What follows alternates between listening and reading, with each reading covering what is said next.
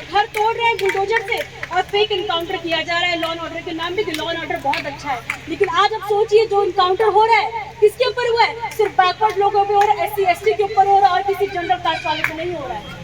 तो अभी सोचिए जब 2027 आएगी तो आप किसको वोट देंगे, किसको सोच के वोट देंगे? क्या आप राशन के नाम पे वोट देंगे, 500 रुपए के नाम पे वोट देंगे, या फिर हम नौकरी के नाम पे वोट देंगे? किसानों की बात करें तो उन्होंने कहा था MSP की कोई गारंटी नहीं है। बजट में आपने पढ़ा होगा तो MSP पर कोई गारंटी नहीं दी। किसानों के बाद किसानों को फायदा हुआ ही नहीं है। हमारे देश में किसान को ये लोग आतंकवादी कहते हैं। जब युवाओं रास्ते पे स्ट्राइक और धरना देते हैं तो ये लोग कहते हैं ये आतंकवादी है। जब किसान, हमारे देश के किसान, युवाओं, महिलाओं सुरक्षित है, देश में कौन सुरक्षित है?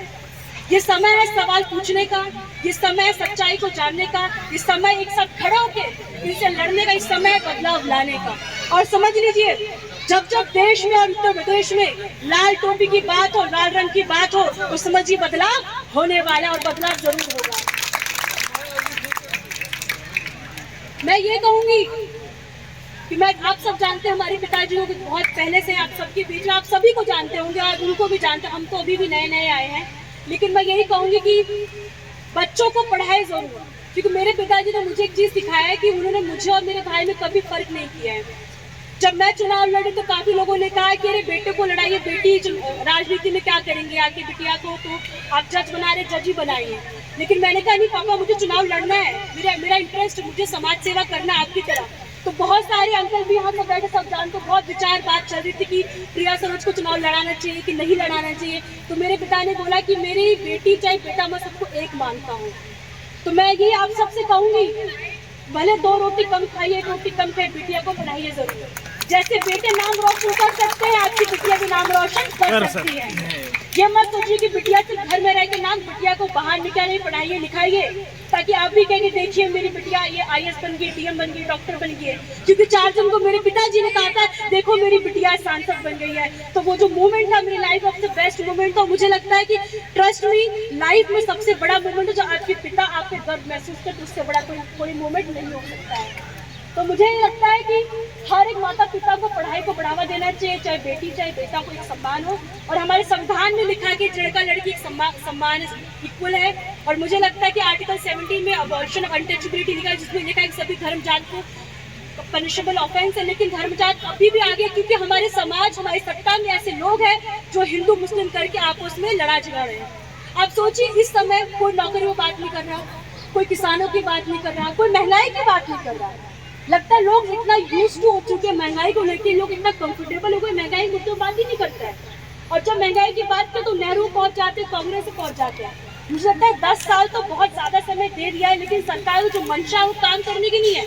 वो केवल आपको हिंदू मुस्लिम में लड़ा के वोट लेने का काम कर रहे हैं। लेकिन मुझे लगता है इसमें 10% कहीं हमारे जो जनता उनको भी ध्यान देना चाहिए कि आप किसको वोट क्यों दे रहे हैं।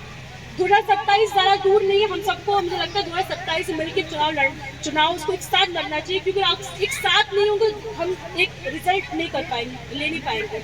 अगर हम लोग को एक रिजल्ट चाहिए तो उसके एक साथ लड़ना पड़ेगा, एक साथ खड़ा होना पड़ेगा, उसका लाइन लड़ के हम लोग का एक ही नारा होना चाहिए, 2027 में अखिलेश भैया मुख्यमंत्री बनने चाहिए। और उसके लिए हम लोग को क्या करना पड़ेगा? उसके लिए हम सबको घर घर जाके PDA के नारे को बुलंद करना को, PDA का मतलब बताना पड़ेगा और सबको बोलना पड़ेगा कि अगर आपने अभी फैसला नहीं लिया तो मुझे लगता है आपके बाद जो जनरेशन आने वाले आपको कोसेंगे कि आपने जब संविधान की लड़ाई चल रही थी तो संविधान बचाने की लड़ाई थी, आप लोग क्या कर रहे थे। हम ऐसे फालतू में नहीं कहते कि संविधान बचाइए। आप सोचिए प्राइवेटाइजेशन करके पूरे देश में हमारा हक छीना जा रहा है, हर जगह हर चीज को प्राइवेटाइज किया जा रहा है, रिजर्वेशन खत्म किया जा रहा है। इनको प्रॉब्लम किस बात की? इनको प्रॉब्लम इस बात की, ये चाहते हैं कि जैसे हम लोग रास्ते में चलते हैं तो लोग को हम लोग को बोलते देखिए इस कास्ट से बिलोंग करते हैं। मुझे लगता है अगर हम लोग अपने बच्चे लोग स्कूल में पढ़ रहे हैं, लिख रहे हैं, तो बाबा साहब का अधिकार है। मुझे इतना पता, जो मैंने पढ़ा था और मेरे पिताजी बताया करते कि पहले के जमाने में अगर हम कहीं चलते चलते थे तो बोलते कि SC कास्ट से बिलोंग करते, तो चलने का अधिकार, उनका पढ़ने लिखने का अधिकार, स्कूल जाने का अधिकार, उनका बात करने का अधिकार नहीं था।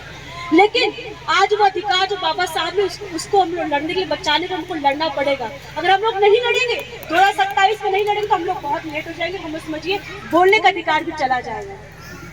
जो हमें लगता है कि मीडिया, आज जो हमारी मीडिया जो बिक गई है, हम यही कहेंगे कि आप TV देखना बंद कर दीजिए, न्यूज़ चैनल देखना बंद कर दीजिए, आपको खुद समझ में आ जाएगा देश की सच्चाई क्या है। जो मीडिया है वो बिक चुकी है, वो केवल आपको घुमाने की बात थी, असली मुद्दे वही बात थी। अभी कुंभ में इतने लोग की जान चली गई, ये कह रहे हैं हमारे पास कोई डेटा नहीं है। ये डिजिटल इंडिया की बात करते हैं लेकिन बस